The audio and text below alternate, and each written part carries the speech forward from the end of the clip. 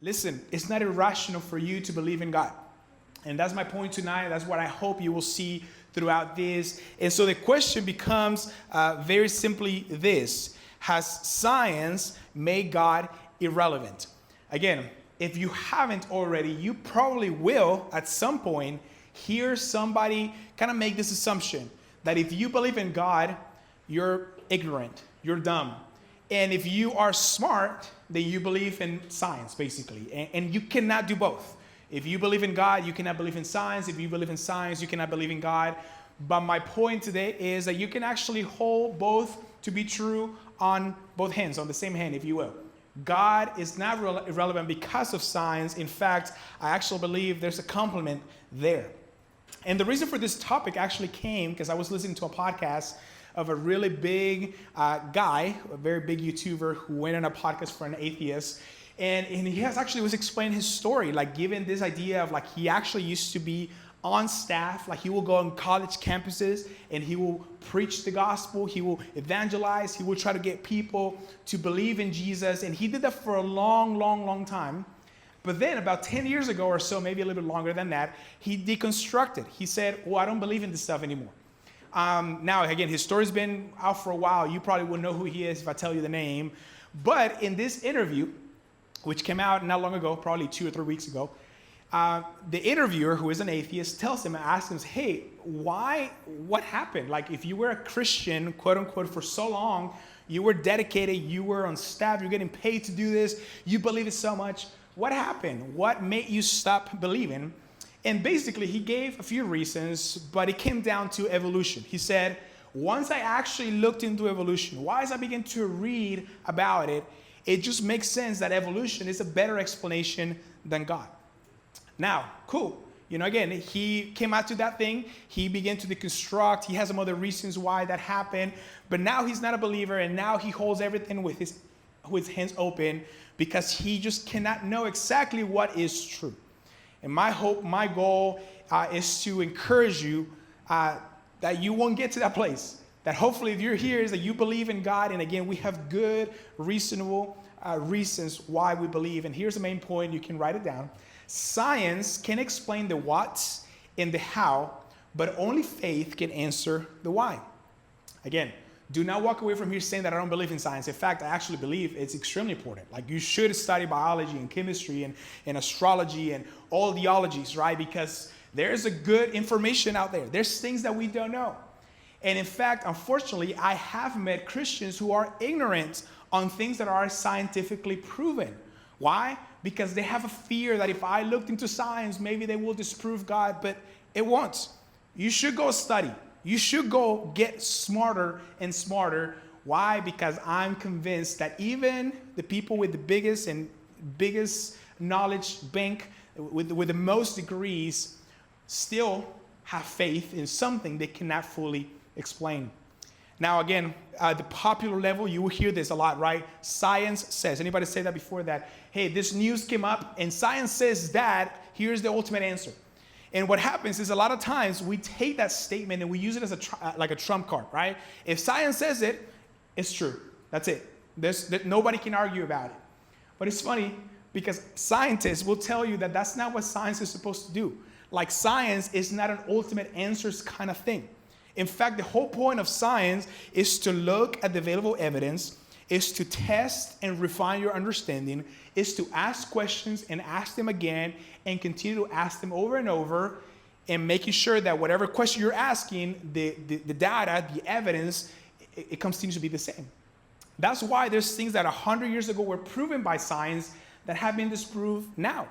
You will see things that used to be scientifically right and now they're not anymore. Why? Because science will not give you the ultimate answers. It will point you in the right direction. It will give you great data, but it's not the ultimate answers kind of methodology. Again, you will hear this, you either believe in God or you believe in science. Students, I can promise you, you'll probably hear at some point a professor, you'll probably hear somebody who is very, very smart, who is very direct, who is very well spoken, tell you this. But that's a false dichotomy. You guys know what a false dichotomy is, right? It's when you think you only have two options, but you don't. You actually have more than two options. It's not either God or science. You can actually do both. I know very smart people, Jim is one of them, who believes in God and who also has understanding of the universe, who is continuing to ask questions. Now, Albert Einstein is actually misquoted consistently by Christians. Christians will say, look, Albert Einstein actually believed in God. But no, what Albert Einstein actually believed is in Spinoza's God. And so when I heard that, I was like, oh, what's that? So I looked into it. And Spinoza's God is basically this idea that refers to an impersonal, infinite, and necessary substance that is identical with nature itself and expressed through all that exists. Listen, who thinks Albert Einstein was dumb? That's right, nobody, because he wasn't. He was a very smart guy, right? Now, Albert Einstein is saying, I don't believe in a personal God. I don't believe in the God of the Bible, but I believe in a God. That God is a substance, it's a thing, it's necessary. Nature is part of it. So even Albert Einstein, who is the smartest guy or one of the smartest out there, will tell you, listen, I don't believe in the God of the Bible, but there's something. That substance is God. And you can kind of go from different ways from there. My point is here, that even a great smart scientist needs an explanation of the why.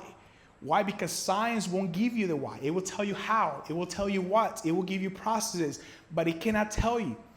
Obviously, we know this from popular level, right? Like the Star Wars is the most known, probably the Force, right? There's something out there. The universe is in all of us, right?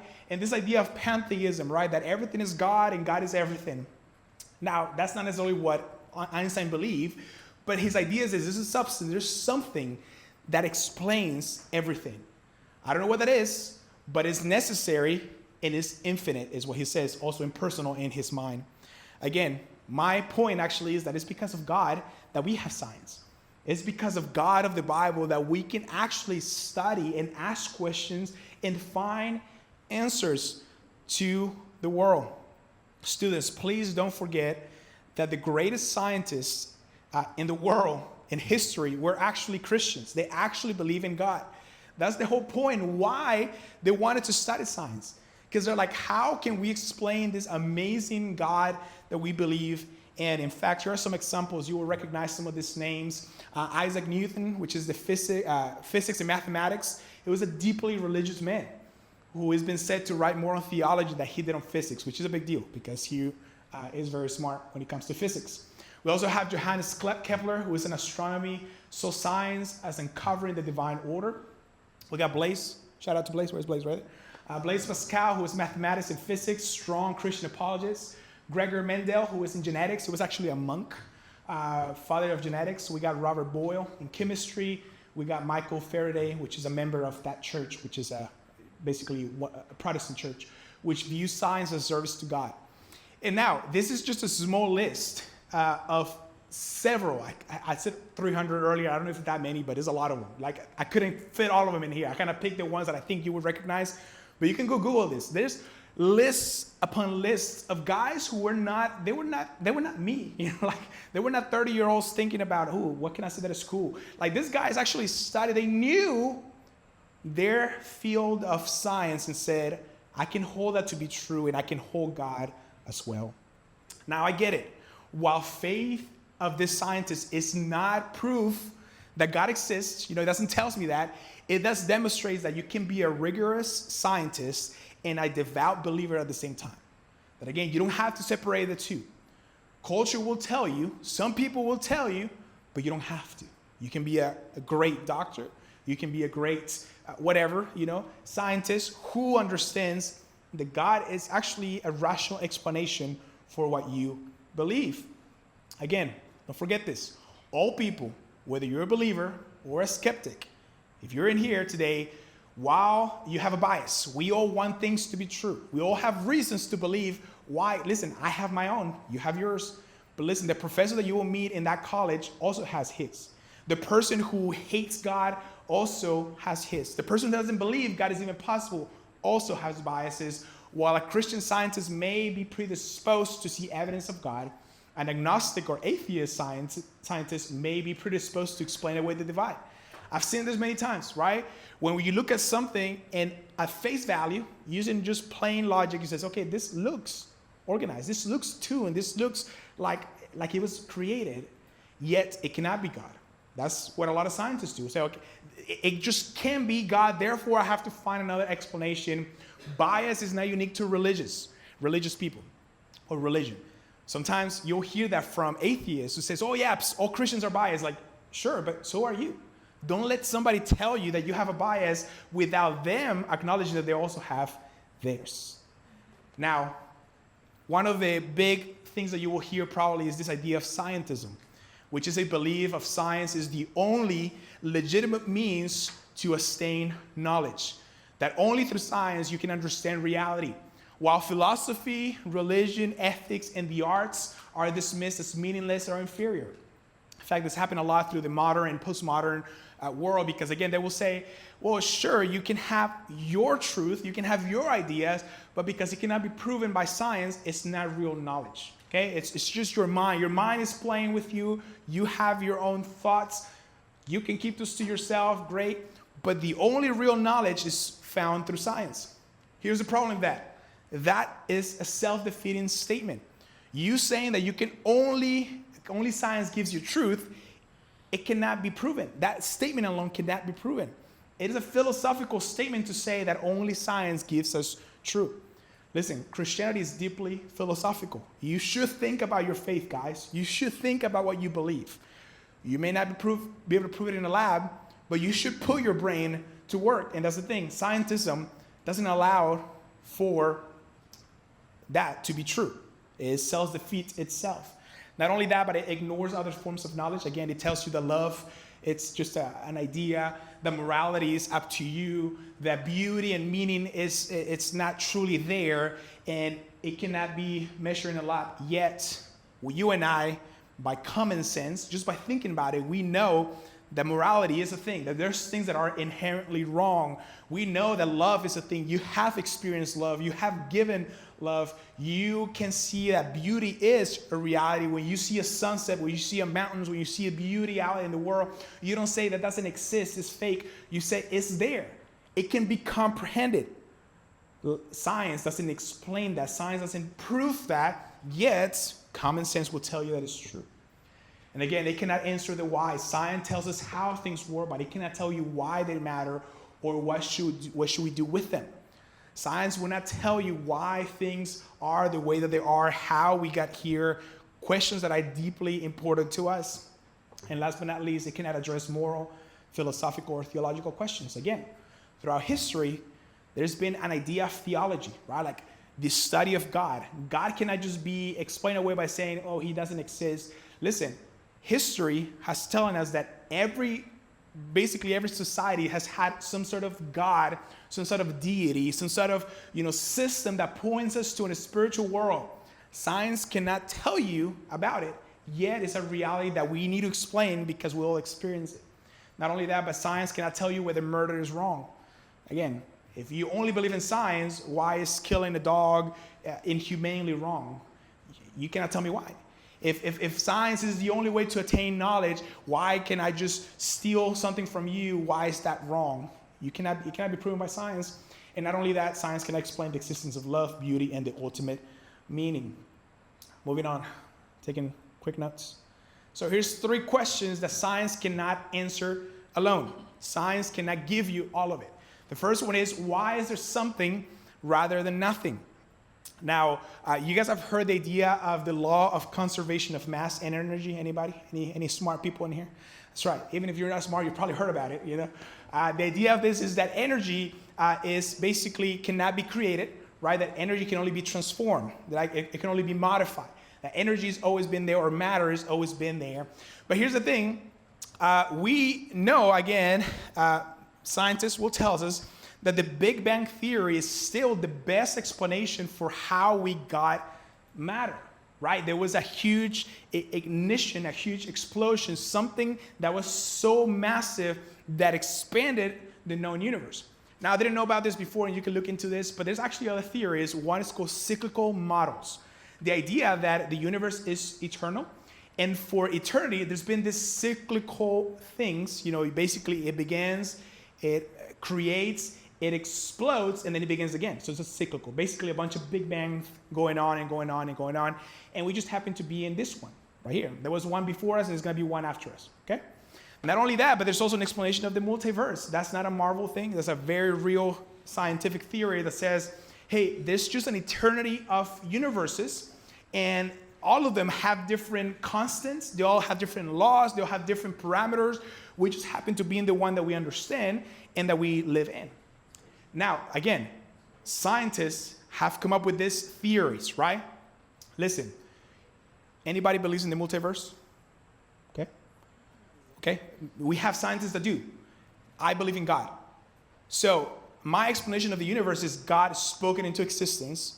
There's some scientists who says, well, that explanation is dumb.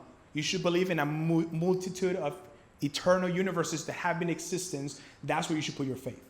Why? Because that guy wasn't there when the universe started. Neither was I. What's my point? And I'm saying that that's not a good theory.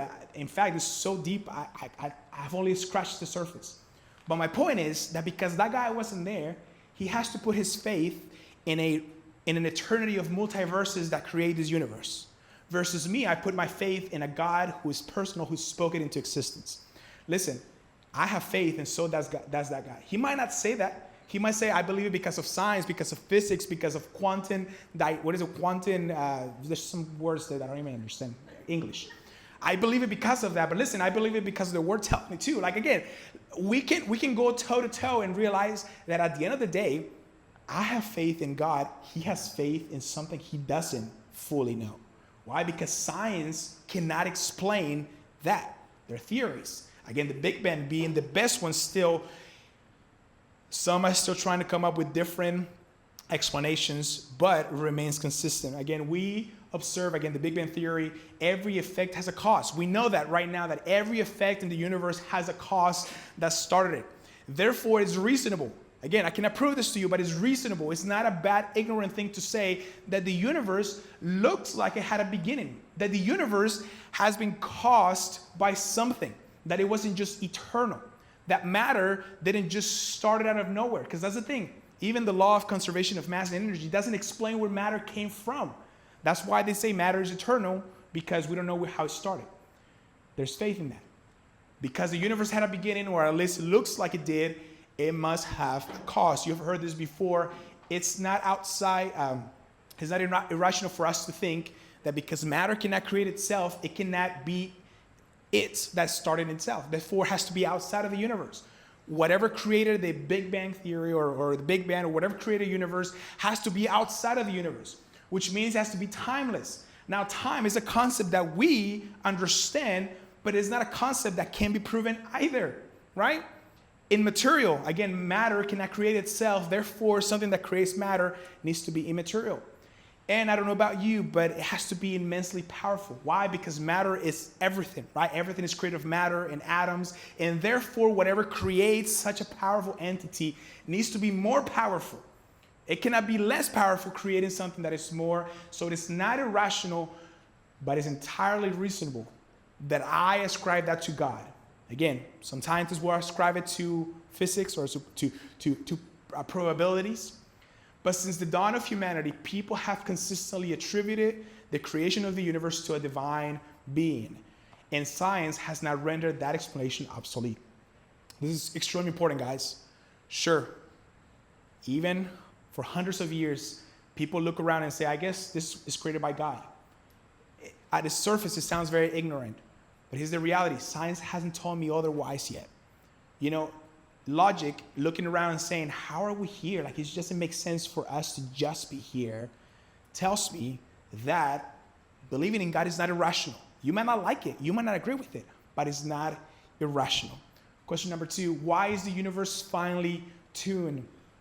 From that podcast, I went through several other ones because I was very interested. And I got to one where these guys were arguing how the universe is not tuned. In fact, how the universe is very chaotic. Would you agree that the universe is chaotic? Would you say yes? Anybody? Okay, some of you say yes. I actually don't think. I actually think the universe is actually very organized. It's extremely intelligent. Like, there's processes in the microcosm of the universe, and there's processes in the macro of it too.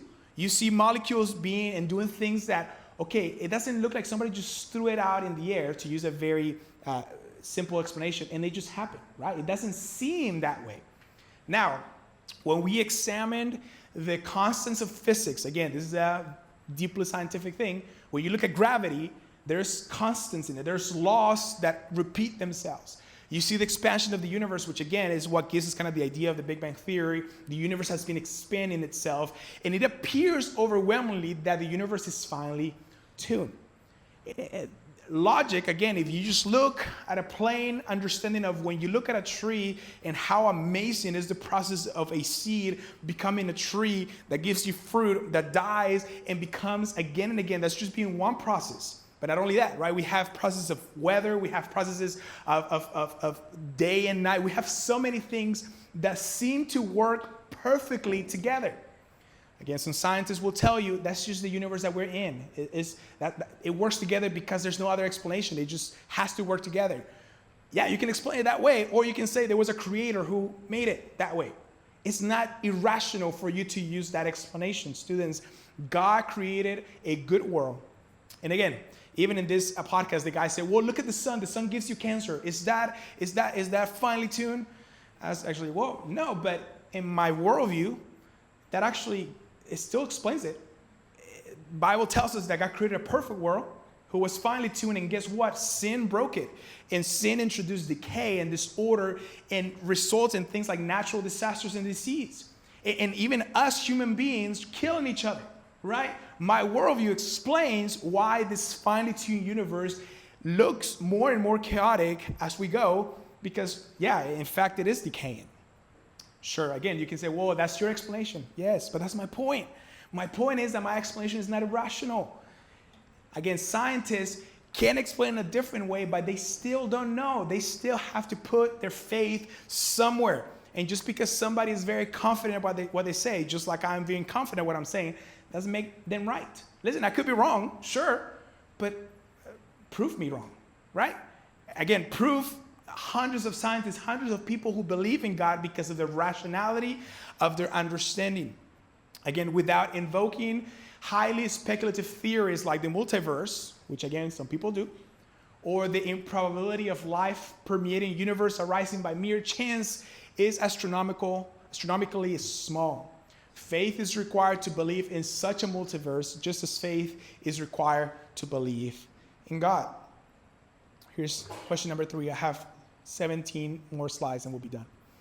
Why do we have minds capable of understanding the universe? Science cannot tell you that. In fact, that same smart dude that we talked about at the beginning also said the most incomprehensible thing about the universe is that it is comprehensible. Why do you understand what I'm saying right now? Why haven't dogs develop into having their own, capacity? Why is it that, when you were a baby, you couldn't understand, but now you do? Why is it that we can look at the universe and understand things? If the universe was randomly created, if it was purposeless, why do we even ask questions? That's the whole point of science, which is so interesting. That's why I'm saying God actually creates science. If we were mere accidents of a chaotic universe, why would our minds be able to discover invisible laws, solve complex equations, and predict unforeseen phenomena? Why can we look at history and deduce things if we were just here? If we have no purpose, if there's nothing that matters, because matter is the only thing that there is.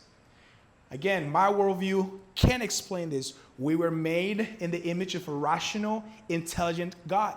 And because God designed the universe with order and beauty and made us in his image, we're able and capable of understanding and exploring his creation.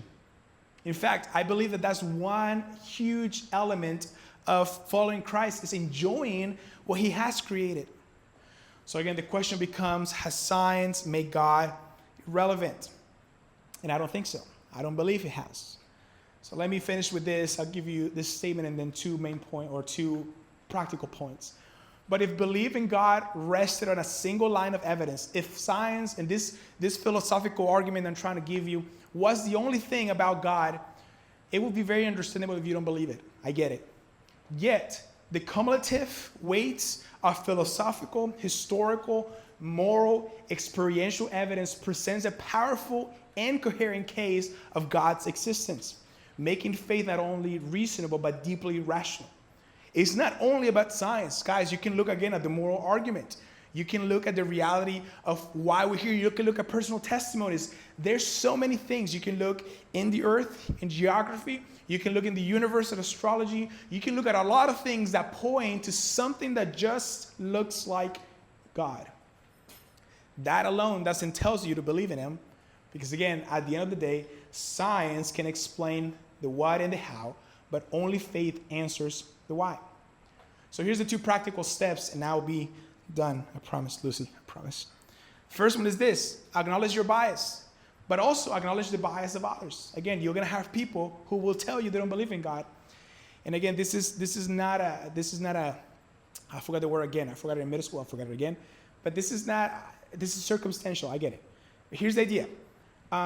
Most people that don't believe in God not because they don't think it's possible. They don't believe in God because God meddles in their life. Because if you believe the God of the Bible, then now you have to do what the God of the Bible says. And guess what? We don't want to do what the God of the Bible says. I want to do my own thing. So it's a lot easier for me to say I don't believe in God so I can be free and not have the guilt, not have the problems. I'll have my own life, have fun, I'll party, I'll enjoy my life because it doesn't matter. So most people don't believe in God either because they went through a trauma, something bad happens to them and they couldn't reconcile it, or they just don't want it to be true. At the same time, a lot of people believe in God just because that's what they've been taught. And my hope is that you're not one of those. Students, please don't be an ignorant Christian. There's a lot of them out there. My hope is that you won't be one. Why do you believe what you believe? And last but not least, which again is at the core of all of this, choose where you will place your faith. Sure, you can go and explain it through a multiverse. And again, I'm actually deeply interested in that. I'm going to look more into that because it's really cool. But I did not remember that won't explain the why. I still got to put my faith somewhere. And here's what the one Bible verse that I'll give you tonight for you is this: Galatians 2:20. I have been crucified with Christ. No longer I who lives, but Christ who lives in me. In the life I now live, I live by faith in the Son of God who loved me and gave himself for me. At the end of the day, this is what matters the most, is where do you place your trust? Because you will place it somewhere. That guy on that podcast is placing it away from God in his own understanding of the world. I'd rather put it in God, and we can talk more about that.